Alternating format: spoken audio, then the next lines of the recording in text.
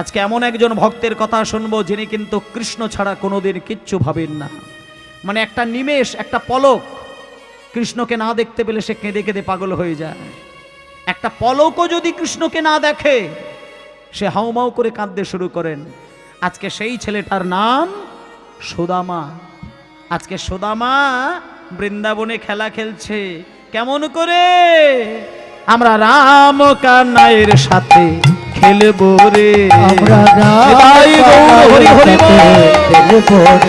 আমরা রাম কানাইয়ের সাথে খেলবো রে, দূর বনে যাব না খেলবো রে, বনে যাব না খেলবো রে, আমরা দূর বনে যাব না খেলবো রে, খেলবো রে, আমরা রাম কানাইয়ের সাথে খেলবো রে, আমরা রাম কানাইয়ের সাথে খেলবো রে, রাম কানাইয়ের সাথে খেলবো রে।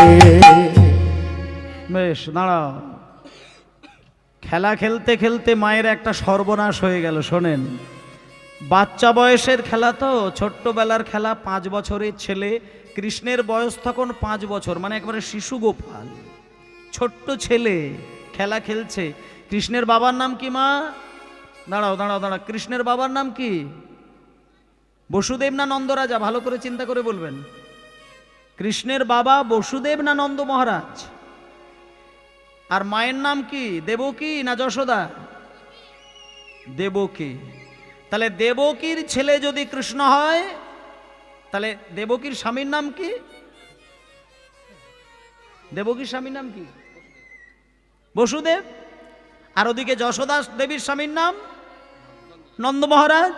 কিন্তু আপনাদের একটা কথা বলি, আপনি যখন শাস্ত্রে কোথাও কৃষ্ণের নামটা দেখতে পাবেন, সেখানে কি কোথাও দেখতে পেয়েছেন লেখা আছে ওই বসুদেব নন্দন কৃষ্ণ? কৃষ্ণের নামের আগে বসুদেব নন্দন কৃষ্ণ লেখা থাকে না নন্দনন্দন কৃষ্ণ লেখা থাকে? আপনি দেখবেন সব জায়গায় নন্দনন্দন কৃষ্ণ লেখা থাকে। কিন্তু আবার একদিকে বলছে নাকি বসুদেবের ছেলে, কিন্তু আবার ওখানে লেখা আছে নন্দনন্দন কৃষ্ণ। তাহলে ব্যাপারটা কি হলো? এইখানে কিন্তু একটা পরিষ্কার হওয়ার ব্যাপার, বলে দিই একটুখানি, বিষয়টা পরিষ্কার করে দিই। যদিও কৃষ্ণ বসুদেবের ছেলে, যদিও কৃষ্ণ কংসের কারাগারে দেবকীর গর্ভে জন্ম নিয়েছিলেন, তথাপিও আপনাদের একটা কথা বলে রাখি, যে সময় কংসের কারাগারে দেবকীর গর্ভে কৃষ্ণ জন্ম নিয়েছিলেন, সেই সময় যশোদার গর্ভে আরেকটা কৃষ্ণ জন্ম নিয়েছিল, যেটা নারী রূপে জন্ম নিয়েছিলেন। এবার যদি বলেন সেই কৃষ্ণটা জন্ম নিল কেন? না, এই যে দেবকীর গর্ভে জন্ম আর যশোদার গর্ভে যে মেয়ে কৃষ্ণ জন্ম, ওটা বাইরে থেকে রূপটা ছিল একটা নারী মূর্তি, কিন্তু ভেতরটা ছিল গোলকের কৃষ্ণধাম। রাধারানীকে গোলকধামে একদিন কথা দিয়েছিল যে, রাধে, আমি তোমার প্রেমটা 1000 বার তোমার সামনে থেকে দেখার চেষ্টা করেছি, কিন্তু আমি তোমার প্রেম কোনোদিন আমি চিনতে পারি না, ধরতে পারি না। তাই তোমার প্রেমটাকে আমি দেখার জন্য, জানার জন্য, বোঝার জন্য সরাসরি বৃন্দাবনে গিয়ে আমি কৃষ্ণ রূপে জন্মগ্রহণ করব। তাই সরাসরি গোলক থেকে কৃষ্ণ নেমে এসে যশোদার গর্ভে যে মেয়ে রূপে জন্ম নিয়েছিল ওটা কিন্তু কৃষ্ণ, কিন্তু প্রকৃতি রূপ ধারণ করে জন্ম নিয়েছিলেন। আর দেবকীর গর্ভে যে কৃষ্ণ জন্ম নিয়েছিল, এটা হচ্ছে ধর্ম রক্ষার জন্য, যুগ পরম্পরায় জন্ম নিয়েছিলেন। যে কৃষ্ণটা ছিল সত্যযুগে নারায়ণ, ত্রেতা যুগে ছিলেন রাম, আর দাপরে ছিলেন কৃষ্ণ, যেটা হচ্ছে যুগ পরম্পরার কৃষ্ণ, সেটা হচ্ছে ওই কংসের কারাগারে। এইবার আমি বলে দিই, যখন বসুদেব কৃষ্ণকে কোলে করে নিয়ে নন্দরাজার ভবনে গেলেন, নন্দরাজার ভবনে গিয়ে যখন যশোদার কোলে একটা নারী মূর্তিকে দেখতে পেলেন, যখন এই কৃষ্ণকে ওই কৃষ্ণের কোলের, ওই যশোদার কোলে শুইয়ে দিল, তখন নন্দরাজার ছেলে কৃষ্ণ আর বসুদেবের ছেলে কৃষ্ণ, দুটো কৃষ্ণ মিলেমিশে একটা তনু হয়ে গেল। সবাই ভাবলো ওপরে চলে গেল, কিন্তু তনু এক হয়ে গেল, লোক দেখাই বেরিয়ে গেল। এইবার বলে দিই, এখানে কিন্তু দুটো কৃষ্ণ এক তনু হয়ে গেল কেন? না, জগবাসীকে দেখাবে যে আমি কৃষ্ণ হয়ে বেরিয়ে যাচ্ছি। আপনাদেরকে একটা কথা বলে দিই, গীতায় কৃষ্ণ বলেছে যে বৃন্দাবনং পরিত্যজং পাদমে গগমগুচ্ছামি, বলছে যে আমি বৃন্দাবন ছেড়ে কোনোদিন কোথাও এক পা যাই না, যাই না, যাই না। মায়েরা, কৃষ্ণ যদি বৃন্দাবন ছেড়ে কোনোদিন কোথাও যাবে না, এটা যদি কৃষ্ণ প্রতিশ্রুতি করেন, তাহলে আপনাদেরকে এইবার আমি একটা প্রশ্ন করি, রাধারানীকে ছেড়ে দিয়ে কৃষ্ণ দ্বারকায় চলে গেছিল, এটা সত্য কথা তো? দাঁড়া, যুক্তির কথাগুলো শুনবেন। রাধারানীকে কাঁদিয়ে দিয়ে কৃষ্ণ দ্বারকায় চলে গিয়েছিল, 100টা বছর কাঁদিয়েছিলেন। তাহলে সেই কৃষ্ণ যে বলল আমি বৃন্দাবন ছেড়ে যাই না, তাহলে কৃষ্ণ মিথ্যাবাদী হয়ে গেল না? একবার বলছে আমি বৃন্দাবন ছেড়ে কোনোদিন যাই না, যাবও না, আবার গীতাতেই দেখা, আবার কৃষ্ণ লীলায় দেখা যাচ্ছে যে রাধারানীকে কাঁদিয়ে দিয়ে কৃষ্ণ দ্বারকায় চলে গেল। তাহলে এখানে কৃষ্ণ মিথ্যাবাদী হয়ে গেল না? এইখানটা একটুখানি বলি, কৃষ্ণ কিন্তু মিথ্যেবাদী নয়। আপনাদের এই শাস্ত্র জ্ঞানটা যার কম থাকবে সেইগুলো নিয়েই কিন্তু ধর্মের আঘাত হানবে। এই জায়গাটা বলি, আপনি রাধারানীকে ছেড়ে যে কৃষ্ণকে দেখছেন বেরিয়ে গেল দ্বারকায়, আপনারা বলুন তো মায়েরা, ওই কৃষ্ণের হাতে কি বাঁশি ছিল? এটা আগে প্রমাণ নিয়ে দেখবেন। রাধারানীকে ছেড়ে দিয়ে দ্বারকা, মথুরা, হস্তিনাপুর যখন কৃষ্ণ চলে গিয়েছিল, সেইখানে কিন্তু কৃষ্ণের হাতে বাঁশি ছিল না, ছিল কি? চক্র। তাহলে চক্র কেন ধরেছিলেন? না ওই যে বলেছিল না, রাম অদি অবতারে ক্রোধে নানা অস্ত্র ধরে অসুরের করেছি সংহার, কোন অস্ত্র না ধরিব প্রাণে কারো না মারিব, চিত্ত শুদ্ধ করিব সবার। আবার বলেছিলেন যে আমি অস্ত্র ধরি কেন জানো? দুষ্টের দমন আর সৃষ্টের পালন করার জন্য। তাহলে এইবার বলি, কৃষ্ণ যখন বৃন্দাবন ছেড়ে দ্বারকা মথুরায় চলে যায়, সেই কৃষ্ণ কিন্তু বাঁশি ধরেননি এই কারণে, ওটা কিন্তু প্রেমিক কৃষ্ণ নয়, ওটা রাধার সাথে লীলা করার জন্য নয়, ওটা এই জগতের ভক্তের ভক্তি রসে আস্বাদনে ডোবানোর জন্য নয়। ওই কৃষ্ণটা কংসের কারাগারের কৃষ্ণ, যেটা ধর্ম রক্ষা করার জন্য যুদ্ধ করবেন বলে তিনি বেরিয়ে গিয়েছিলেন। আর যে কৃষ্ণটা রাধারানীকে প্রেম দেখবে বলে বৃন্দাবনে যশোদার কোলে জন্ম নিয়েছিলেন, সে কিন্তু ওই বৃন্দাবনে সারাটা জীবন রয়ে গিয়েছিল, আজও আছে, তবে সেটা লোকচক্ষুর আড়ালে রয়েছে, যেটা মানুষ দেখতে পায় না, রাধারানীও দেখতে পায় না। কেন না? রাধারানীর প্রেমটা শুধু লক্ষ্য করবে বলে রাধারানীর আড়ালে আড়ালে কৃষ্ণ বৃন্দাবনে দাঁড়িয়ে আছেন, আজও রয়েছেন, যেটা হচ্ছে নন্দনন্দন কৃষ্ণ, যেটা যশোদানন্দন কৃষ্ণ। তাই জন্য যখন আপনি শাস্ত্র দেখেন, সেইখানে দেখবেন লেখা থাকে নন্দনন্দন কৃষ্ণ হচ্ছে তোমার আরাধ্য। তাই এইবার মায়েদেরকে বলি, আপনারা যে কৃষ্ণকে দেখেছেন কংসের কারাগারে, সেই কৃষ্ণের বয়স যখন 5 বছর, ভালো করে লীলাটা শুনবেন, বয়স যখন 5 বছর, তখন ছেলেদের সঙ্গে খেলা খেলছে।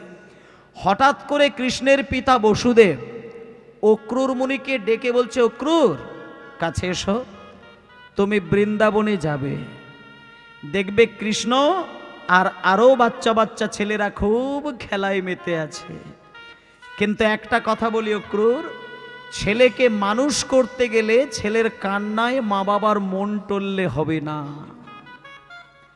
কত মা বাবা ছেলের কান্না সহ্য করতে পারে না বলে আদর দিয়ে ছেলেকে বাঁদর বানিয়ে দেয়, আর ভবিষ্যতে ছেলে যখন অমানুষ হয় তখন বুক চাবড়ে কাঁদে, কিচ্ছু ফল হবে না। কিছু কিছু সময় আছে যখন ছেলেকে শাসন করার প্রয়োজন, আবার কিছু সময় আছে ছেলের সঙ্গে বন্ধুত্ব রাখার প্রয়োজন। যখন শাসন তখন যদি বন্ধুত্ব করেন, আর যখন বন্ধুত্ব করার তখন যদি শাসন করেন, ছেলে কিন্তু মানুষ হবে না। তাই যখন ছেলের 5 বছর বয়স, তখন কষ্ট করে নিজের দুঃখটাকে সহ্য করে নিয়ে বসুদেব অক্রূরকে বললেন, অক্রূর আমারও বলতে খুব কষ্ট হয়, আমি তোমাকে কথা বলি, যখন বৃন্দাবনে গিয়ে দেখবে আমার ছোট্ট ছেলেটা ছুটতে ছুটতে খেলা খেলছে, তার বন্ধুরাও তাকে গোল করে ঘিরে দাঁড়িয়ে রয়েছে, তুমি কিন্তু নির্দ্বিধায় কারোর চোখের জল না সহ্য করে তুমি দলের মধ্যে ঢুকে গিয়ে তার হাতটাকে ধরে রথের ওপরে তুলবে, দরকার হলে বেঁধে তুমি নিয়ে যাবে শান্তিপুনি মুনির গৃহে। দেখবে সামনে ছেলেরা আছাড় খেয়ে কাঁদবে, তুমি কারোর কান্নায় তুমি কেঁদে উঠবে না। চোখের জলে যদি তোমার চোখে জল এসে যায়, তাহলে কিন্তু সর্বনাশ হয়ে যাবে। অক্রূর কি করলেন দেখুন মায়েরা, এবার কেমন করে ছেলেকে মানুষ করতে হয় লীলার মধ্যে কিন্তু শিক্ষা পাওয়া যায়। প্রত্যেকটা লীলা কিন্তু মানুষকে শিক্ষা দেয়, শুধু শিক্ষাগুলো নেবার ক্ষমতা থাকতে হবে।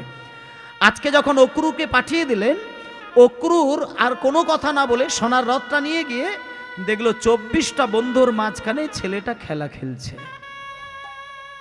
কে খেলা খেলছে? কৃষ্ণ খেলা খেলছে। বয়স কত? 5 বছর। এবার অক্রূর গিয়ে কৃষ্ণের হাতটা ধরে রথের ওপরে তুলে সোজা নিয়ে চলে গেল সান্দিপুনি মুনির গৃহে। এবার ছেলে কৃষ্ণকে যখন নিয়ে বেরিয়ে যাচ্ছে, সবাই কাঁদছে বটে, কিন্তু একটা ছেলের কান্না কিন্তু থামানো যাচ্ছে না। সে কে? সে হলো সুদামা। সুদামা নীরবে দাঁড়িয়ে বুক চাপড়ে কাঁদছে। যখন দেখছে যে কৃষ্ণ চলে যাচ্ছে, সুদামা ওরে কানাই রে, কানাই রে, ওরে কানাই রে, কানাই রে, ওরে কানাই রে, কানাই রে, ওরে কানাই রে, কানাই রে, ওরে কানাই রে, কানাই রে, ওরে কানাই রে, কানাই রে, প্রাণে বড় ব্যথা, প্রাণে বড় ব্যথা, শোনো মোর কথা, কেমনে বিদায় দেব, কেমনে বিদায় দেব, ওরে কানাই রে, কানাই রে, ওরে কানাই রে, কানাই রে,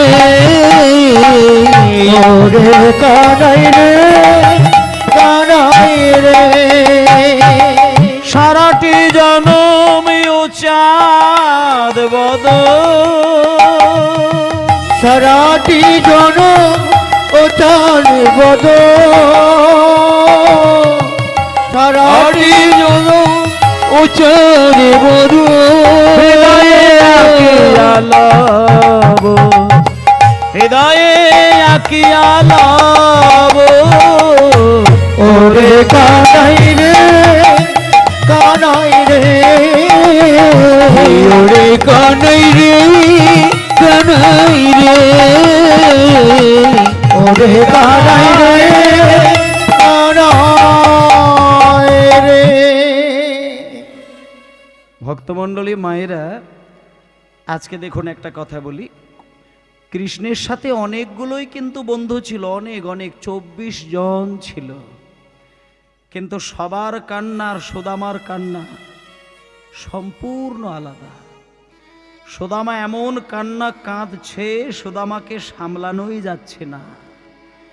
সুদামাকে যখন বাড়িতে নিয়ে আসা হলো, মাত্র কটা দিন কেটে গেছে, সুদামার মা রচনা দেবী তার স্বামী মানে মোটুককে বলছে, স্বামী আমার ছেলে কয়েকটা দিন যদি এইভাবে কাঁদে ও পাগল হয়ে যাবে। স্বামী আমি হাত জোড় করে একটা কথা বলবো, আপনি কয়েকটা দিন ঘুরে ঘুরে দেখুন না কৃষ্ণ কোথায় এখন আছে, দেখুন না কৃষ্ণ কোথায়। আমি মা হয়ে বলছি, কৃষ্ণের কাছে ছেলেকে পাঠিয়ে দিলে ছেলে যদি ভালো থাকে, আমি ছেলেকে সেইখানেই পৌঁছে দিয়ে আসবো। আপনি দেখুন না কৃষ্ণ কোথায়, আপনি দেখুন না। এইভাবে যদি ছেলেটা কাঁদতে থাকে, ও তো পাগল হয়ে যাবে, ও তো মরে যাবে। স্ত্রীর কথা শুনে মোটক খোঁজ খবর নিয়ে দেখলেন, খুঁজে খুঁজে খুঁজে খুঁজে খুঁজে খুঁজে কয়েকটা দিন কাটার পরে হঠাৎ দেখতে পেল সান্দিপুনি মুনির গৃহের ভেতরে ছোট্ট কৃষ্ণ বসে আছে। এইবার মায়েরা যখন দেখতে পেল যে সান্দিপুনি মুনির ঘরে কৃষ্ণ, সোজা বাড়িতে চলে এলো। বাড়িতে চলে এসে নিজের স্ত্রীকে সমস্ত ঘটনা বলার পরে নিজের স্ত্রী বললেন, স্বামী এক্ষুনি তুমি কৃষ্ণকে গিয়ে ওই সান্দীপনী মুনির গৃহে ভর্তি করে দাও। দরকার হলে ছেলে ওখানে থাকুক, ও সুস্থ থাকাটাই আমাদের কাছে সব থেকে বড় পাওনা, আর আমরা কিচ্ছু চাই না।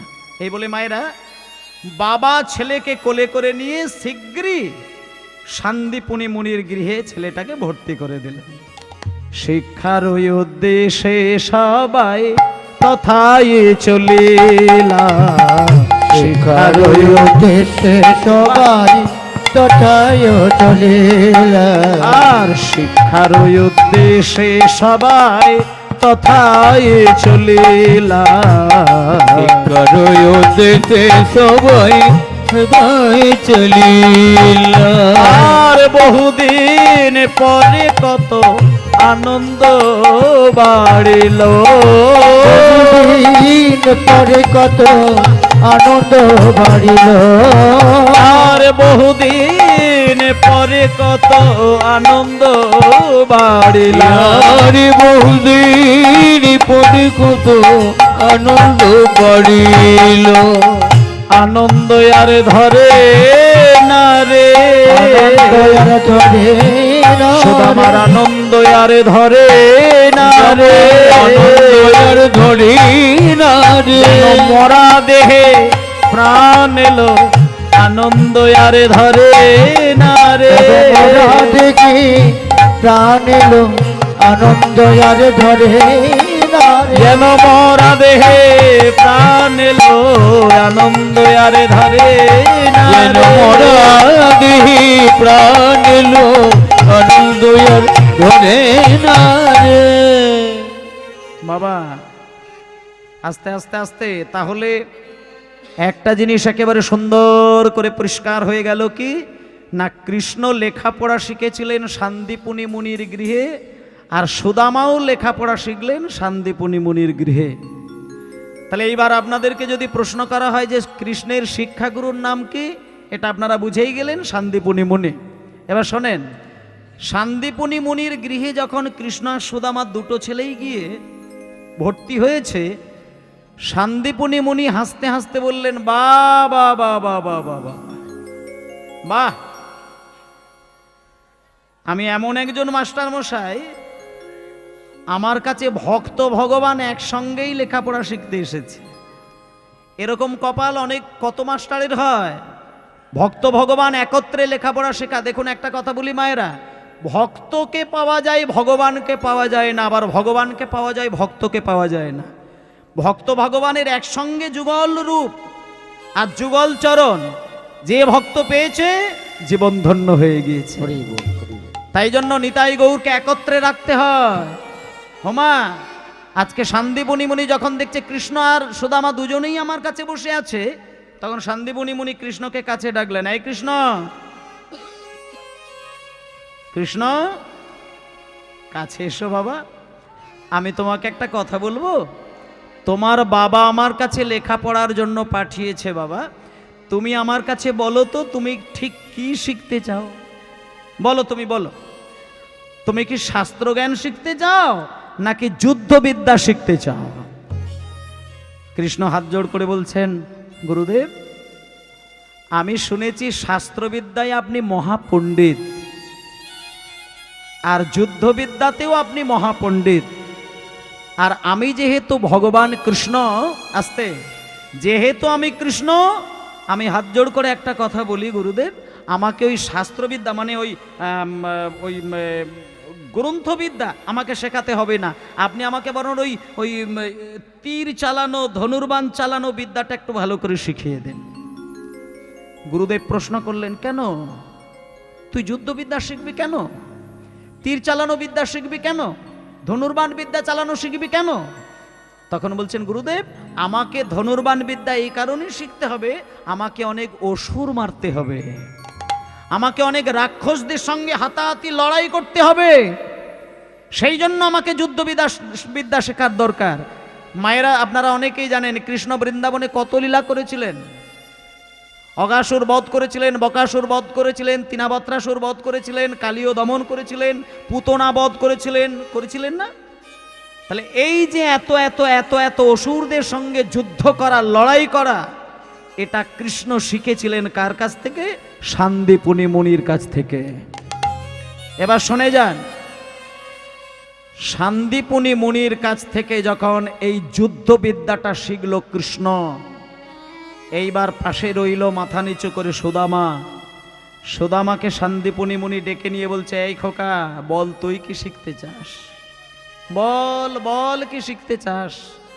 তখন সুদামা বলছেন, গুরুদেব, আপনি আমাকে যুদ্ধবিদ্যা কিচ্ছু শেখাতে হবে না, আপনি আমাকে শাস্ত্রবিদ্যা যেটা জানেন সেটা শেখান, আপনি আমাকে বরং বেদ পাঠ শেখান, আমি বেদ পাঠ শিখব।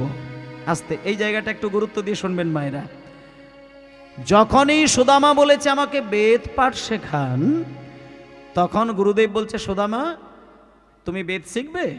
একটা কথা শোনো, এখানে যারা দীক্ষা নিয়েছেন তারা একটু মন দিয়ে কথাগুলো শুনবেন। কারা কারা দীক্ষা নিয়েছেন একটু হাত তুলুন তো দেখি। দীক্ষা যারা বাস, ঠিক আছে, এইবার নামা। দীক্ষা মন্ত্র আপনারা পেয়েছেন তো?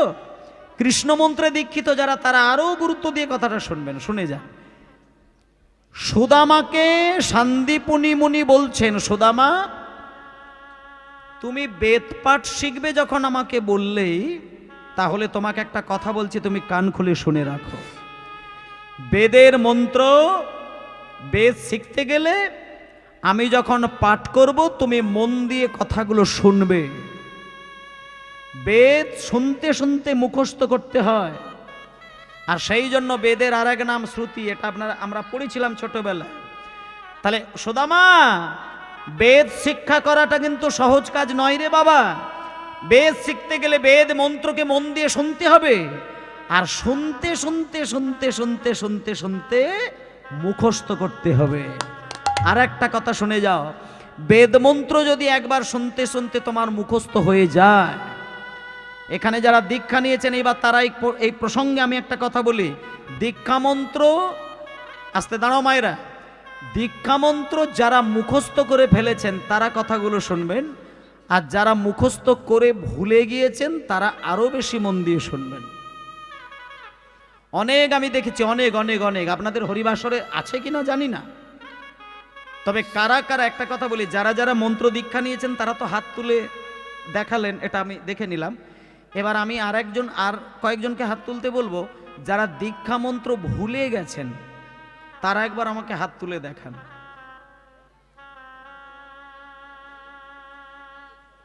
আচ্ছা আচ্ছা বাবা, ঠিক আছে, একটুখানি নামান। ওই বাবা একজন, আর ওইখানে এক মা হাত তুলেছেন। আমি একটা হরিবাসরে গিয়ে বলেছিলাম যে মন্ত্র যারা ভুলে গেছেন তারা হাত তুলুন, একজনও হাত তোলেননি। তা ভাবলাম কেউ ভোলে না। এবার আমি কিন্তু একটা ঘোষণা করে দিয়েছিলাম যে মন্ত্র যারা ভুলে গেছেন তাদের কিন্তু সর্বনাশ ইতিমধ্যে হবে, সেই জন্য এখানে হাত তোলেননি, বাসায় গিয়ে দেখা করবেন কেউ যদি ভুলে যান। না হলেও সদুয়েক ব্যক্তি অন্তত লাইন দিয়েছে, কিন্তু হাত একজনও তোলেন না। তাহলে এই যে হাত তুলতে বলছি তুলছে না, কিন্তু মন্ত্র ভুলে গিয়েছে, দেখা করবেন, একটা গুরুত্বপূর্ণ কথা আছে বললেই লাইন দেবে। তা আমি বাসরেই একটা কথা বলে দিই, মন্ত্র যারা নিয়েছেন তারা অবশ্যই ভাগ্যবান, আর ভুলে যারা গেছেন আমি তাদেরকে বলবো, বেদে এটাই বলা আছে যে মন্ত্র, এই যে দীক্ষা মন্ত্র, এ তো যাতা জিনিস না। এটা যদি আপনি গুরুর কাছ থেকে শ্রবণ করার পরে আপনি মুখস্থ করে ফেলেন, আবার যদি এটা কোনো কারণের জন্য আপনি ভুলে যান, আপনাকে 101টা ব্রাহ্মণ ডেকে প্রায়শ্চিত্ত করতে হবে।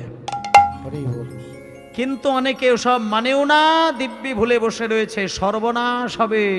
আমি বলে দিই, যারা ভুলে গেছেন তারা ইতিমধ্যেই গুরুর কাছে যাবেন, গুরুকে বলবেন, গুরুদেব আমি বুঝতে পারি না, আমি কীর্তন শুনতে গিয়ে সত্যটাকে জানতে পারলাম, আপনি দয়া করে আমাকে আর একবার মন্ত্র দান করুন, সংস্কার করুন। এইভাবে আপনারা মন্ত্রটাকে আবার সংস্কার করে নিয়ে আসবেন। এইবার শোনেন, সুদামাকে গুরুদেব বলছে, ওরে সুদামা, আমি যখন বেদের পাঠ করব, মন্ত্র পাঠ করব, তুই মুখস্থ করবি, আর দায়িত্ব রাখবি সারাটা জীবনের মধ্যে যেন বেদ মন্ত্র ভুলে না যাস। যদি ভুলে যাস তোকে ব্রাহ্মণ ডেকে প্রায়শ্চিত্ত করতে হবে।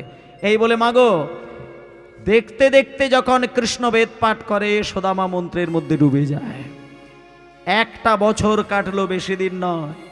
1টা বছরের মধ্যে কৃষ্ণ যুদ্ধবিদ্যায় অনেক জ্ঞান অর্জন করলো, আর এদিকে সুদামা 1 বছরের মধ্যে মহাপণ্ডিত হয়ে গেল।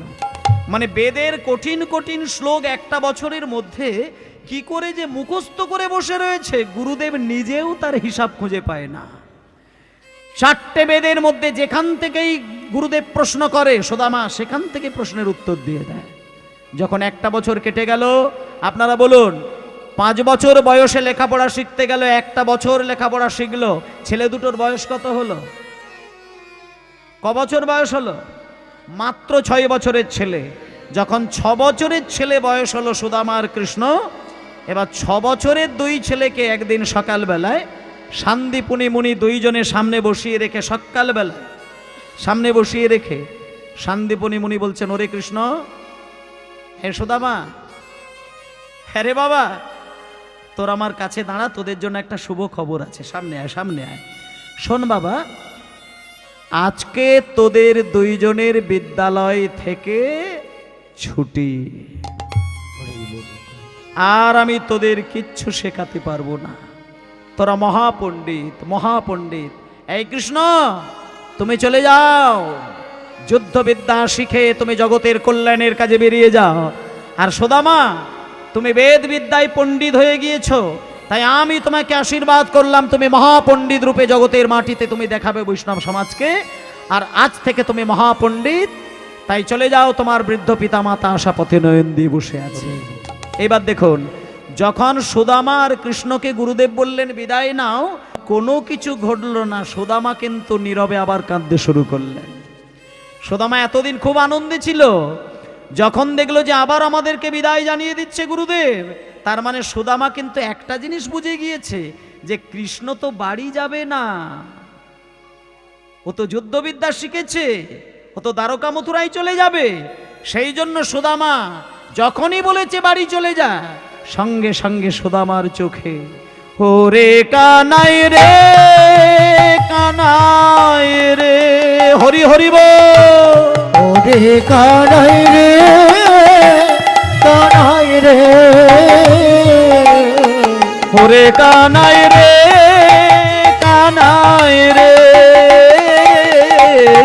ওরে কানাই রে, কানাই রে, ওরে কানাই রে, কানাই রে। প্রাণে বড় ব্যথা, শোনো মোর কথা, প্রাণে বড় ব্যথা, শোনো মোর কথা, প্রাণে বড় ব্যথা, শোনো মোর কথা, প্রাণে বড় ব্যথা, শোনো মোর কথা। কেমনে বিদায় দেব, কেমনে বিদায় দেব, ওরে কানাই রে, কানাই রে, ওরে কানাই রে, কানাই রে, ওরে কানাই রে, কানাই রে।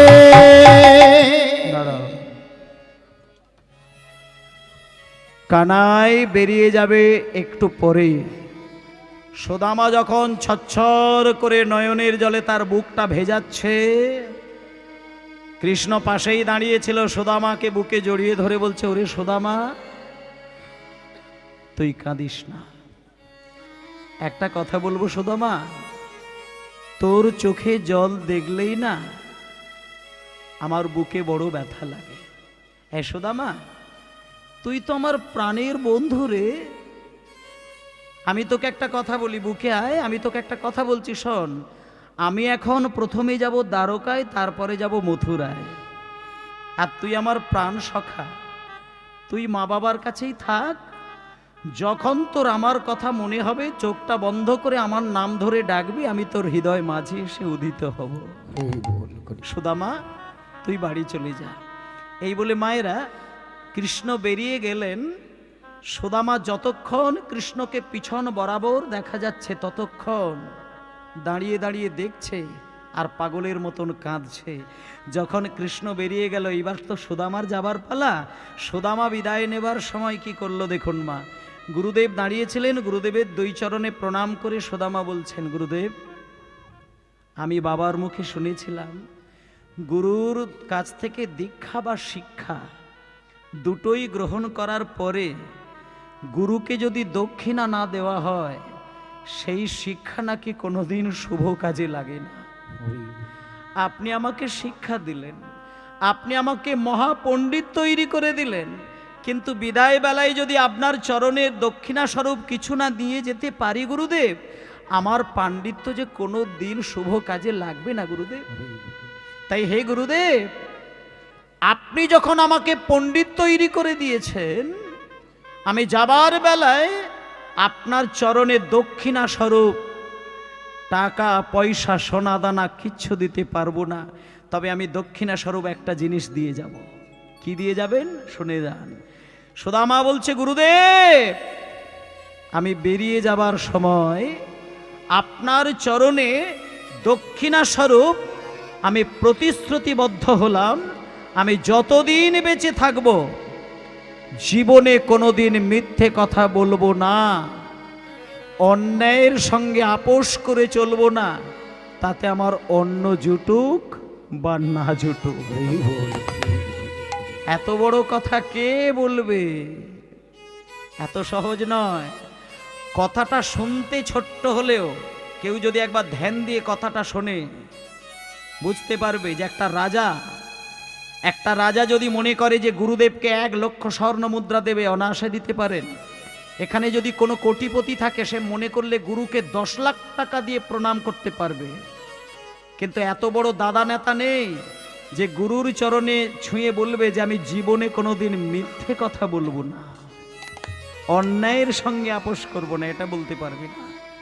আজকে সুদামা কিন্তু গুরুর চরণ ছুঁয়ে কথা দিলেন, গুরুদেব আমি কথা দিলাম, আমি যতদিন বেঁচে থাকব জীবনে আমি কোনো দিন মিথ্যে কথা বলবো না, অন্যায়ের সঙ্গে কোনো আপোষ আমি করে চলবো না, তাতে আমার অন্ন জুটুক বা না জুটুক আমি চললাম। সুদামা বেরিয়ে গেল। এবার দেখুন মায়েরা, সুদামা যখন বাড়িতে এসেছে, মা ছেলেটাকে কোলে করে নিয়ে বুকের মাঝখানে জড়িয়ে ধরলেন। একটা কথা বলি মা, সন্তান যখন মানুষ হয়ে মায়ের কোলে এসে ঝাঁপিয়ে পড়ে, মা তখন কাঁদে না হাসে? কোন মায়ের সন্তান যখন মানুষ হয়ে দাঁড়ায়, মা কাঁদে না হাসে? বিচার করে দেখবে, সত্যিকারের ছেলে যখন মানুষ হয়ে গিয়ে মায়ের কোলে ঝাপটে পড়ে, মা কিন্তু সন্তানকে জড়িয়ে ধরে চোখের জলে দেহ ভাসায়। কেন সেটা হয়? পরমানন্দে হয়। সন্তান মানুষ হলে মা বাবার পরমানন্দে চোখ বেয়ে সাগরের মতো জল ঝরে।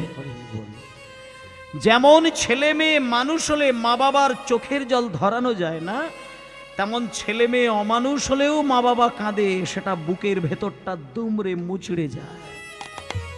সন্তান বোঝে না, ছেলে মেয়ে বোঝে না যে ছেলে মেয়ে মানুষ না হলে মা বাবার কোন জায়গাটা ধ্বংস হয়ে যায়। এটা প্রত্যেকটা ছেলেকে বোঝার দরকার। আজকে যখন সুদামা বাড়িতে এসেছে, সুদামার মা ছেলেকে বুকে জড়িয়ে ধরে কাঁদছে, সুদামার বাবা হাত ধরে ছেলেটাকে টেনে নিয়ে বলছে, খোকা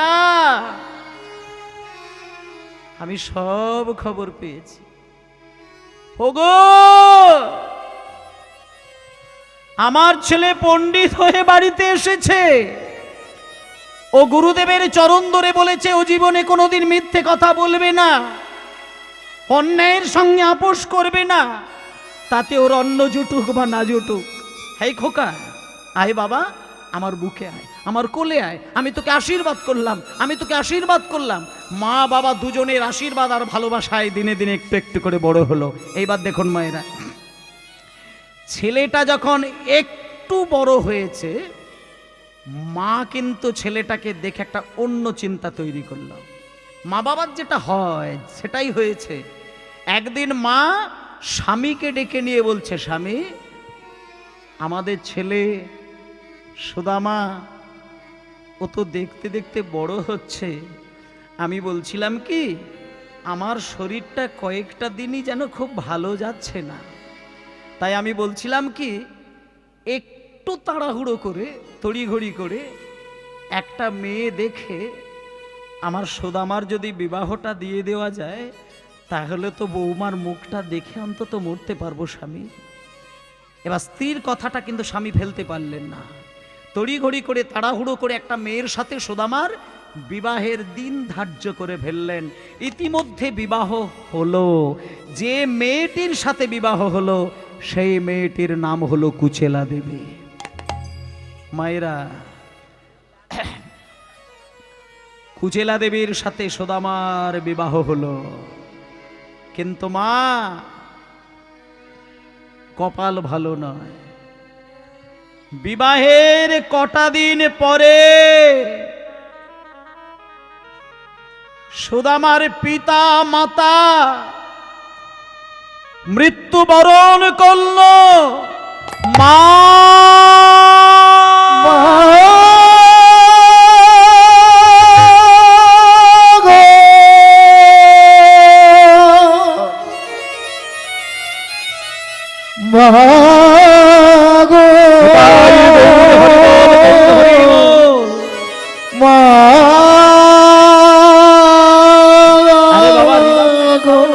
সাউন্ডে রিভাব দাও না রে ভাই।